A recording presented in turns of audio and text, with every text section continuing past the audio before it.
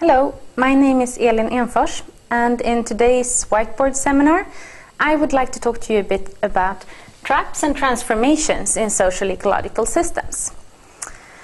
The concept of social ecological systems is useful when trying to understand often quite complex relationships between us humans and the environment on which we depend for our well-being. And somewhat simplified, we could say that the development over time in a social ecological system, like that, is determined by the interaction between the social and ecological components of the system and their response to changing outside factors such as climate.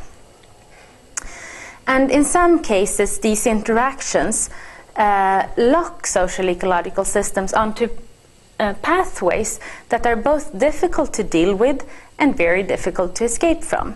And we call these situations social ecological traps. I can give you an example of this from Tanzania, where I have been working.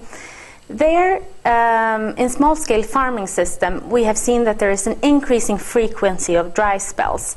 And these dry spells, they lead to frequent crop failures.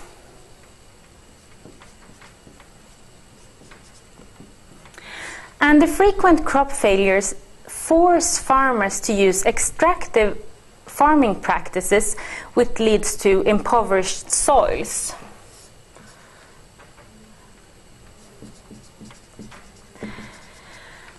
And the impoverished soils, the extractive practices and the impoverished soils in turn, that leads to even more frequent crop failures. So this is what we call a feedback here. And in this kind of social ecological trap, the social ecological system develops along a pathway where both ecosystem services decline over time and human well-being decreases. Because of these feedbacks, changing things little by little is not enough to break out of the trap. What is needed instead is a more radical form of change, and we call that transformation. So what transformation means is to actively change the development path of the system and create a new pathway that has a higher potential and actually lead to more ecosystem services over time, or enhanced or better ecosystem services, and also improved well-being over time. And this can be done in different ways, but for example by introducing new and innovative technologies in the system that that modify the feedbacks that are in play.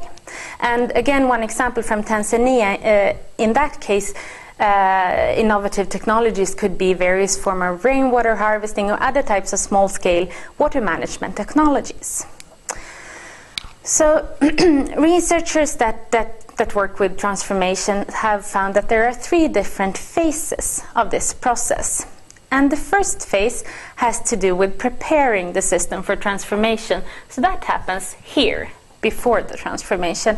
And in this phase, experimentation is very important to make sure that there is options and solutions available for that can be mobilized and used to take advantage of a window of opportunity for change. And then the next phase of transformation has to do with navigating the change phase. And that happens here, at the actual junction. And what happens here is the establishment of new feedbacks and new links and new variables in the system.